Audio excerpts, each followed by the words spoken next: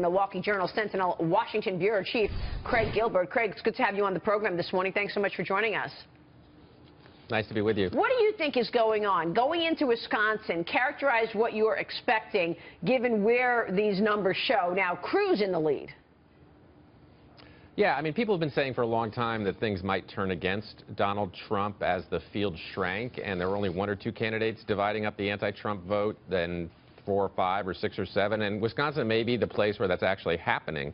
If you look at Donald Trump's numbers, his 30% share that he had in this new poll is the same as he had a month ago. But Ted Cruz was able to double his support because the support for Rubio and Carson and others that dropped out went to Kasich and Cruz and not Donald Trump. His negatives are high. He appears to be hitting a ceiling here. Yeah. So do you think it's because he's had a couple of bad weeks? I mean, it feels like we've been talking about some negative stories around him, and it's resonating with people. Is that what you would attribute this performance to, that he's had a tough 2 weeks? Trump. So I'd attribute it to a tough 2 weeks, but also to the dynamics in Wisconsin. I mean, there's sort of a national campaign going on here, but there's also a lot of local factors. I mean, one of them is the governor, who was a candidate against Donald Trump. Donald Trump came in here after the governor endorsed his opponent and ripped his record, which he had done last fall. The divisions within the Republican Party in Wisconsin are not as steep as they are in a lot of other places. And so I think Donald Trump is seen by some conservatives and some Republicans as divisive. There's a lot of talk radio opposition to him. Yeah. I think you could argue that his sort of personal style doesn't go over as well in a state like Wisconsin as it does in other places. There's just a confluence of factors that I think are difficult for him to overcome here. Yeah, I mean, there's a real divide, right? There's a regional divide among Republican voters in Wisconsin. Dagan, polls show that Trump is getting his best ratings in the North and West, but it remains deeply unpopular in southeastern states. You wonder if that regional divide will cost him the state.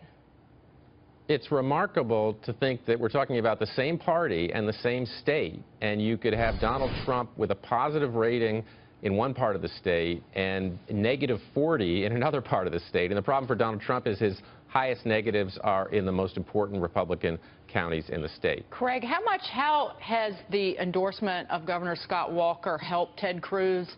Will it help him? Given the real strong network, you know, with Governor Walker facing that recall vote, he has got a real network of support within the state. How much is that helping him? Yeah, well, I mean, a lot of people may be aware that Governor Walker has lost a lot of ground in the state since he ran for president. I mean, he used to be at about 48 or 50% approval, and now he dipped down into the high 30s. He's starting to bounce back a little bit, but among Republicans, he's remained pretty popular. I mean, his approval rating has been around 80% among Republican voters, and he does have a network, and there's a lot of cohesion among conservative activists and the Republican Party. And again, when you talk about the southeastern part of Wisconsin, where the turnout rates are just off the charts, that's where Republican primaries tend to be won or lost, and that's where Cruz is doing well and Trump isn't right now. Craig, we've talked a lot about what Trump might be doing to make, to create a divide here, but what is Cruz doing right? He has his 10-point lead. What's he doing right in Wisconsin? How might that carry over to other states? Well, you know, it's funny because I don't think Cruz was necessarily a natural candidate for Wisconsin. I mean, he's done better in southern states. He's done better with evangelical voters. There's not a huge evangelical population in Wisconsin, nothing like you saw in the Iowa caucuses. But he's kind of inherited, and you know, it's strange enough, but he's inherited some of the establishment support, which is odd when you think about it. And it's a pretty, you know, the Republican electorate in parts of the state is very, very conservative. And so he's tapped into that. I mean, I think a lot of it is circumstance, and a lot of it is some strategic voting and strategic decisions on the part of Republicans to get behind him as a way to stop Trump. Yeah, let's talk about the radio talk show host, because this is a major theme in Wisconsin. You mentioned it a minute ago. This is the power of the conservative radio talk shows, especially Charlie Sykes. That interview with Donald Trump this week made a lot of waves. I mean, how is it possible that Donald Trump went on Charlie Sykes' show not knowing that Charlie Sykes was part of the #NeverTrump movement?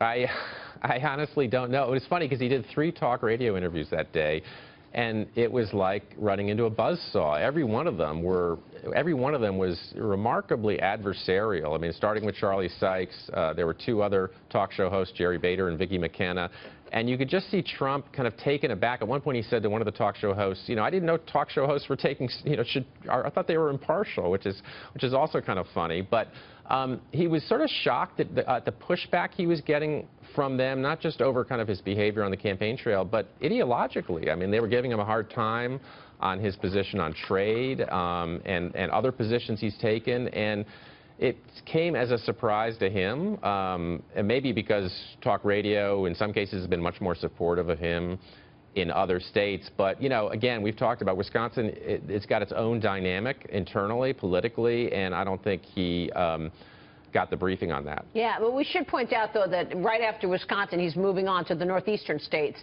where he may very well take the lead again in places like New York, New Jersey, Connecticut, Pennsylvania. Exactly. Yeah. Yeah, and one thing to watch is the delegate haul, because no matter what happens at, in the statewide vote, Wisconsin allocates most of its delegates by congressional district, and we talked about his strength in the northern part of the state. There's at least 3 congressional districts that he has a chance to win, even if he loses statewide. So he could come out of here, if he loses, still with some delegates. All right. Wacky delegate allocation. Is it wackier on the Democratic side or on the Republican side? In Wisconsin is one of the there's a toughest. competition. Yeah, Wisconsin's going to be one of the toughest to parse night of. Craig, thank you, sir. Good to see you. Great to be with you. We'll see you soon. Craig Gilbert there joining us.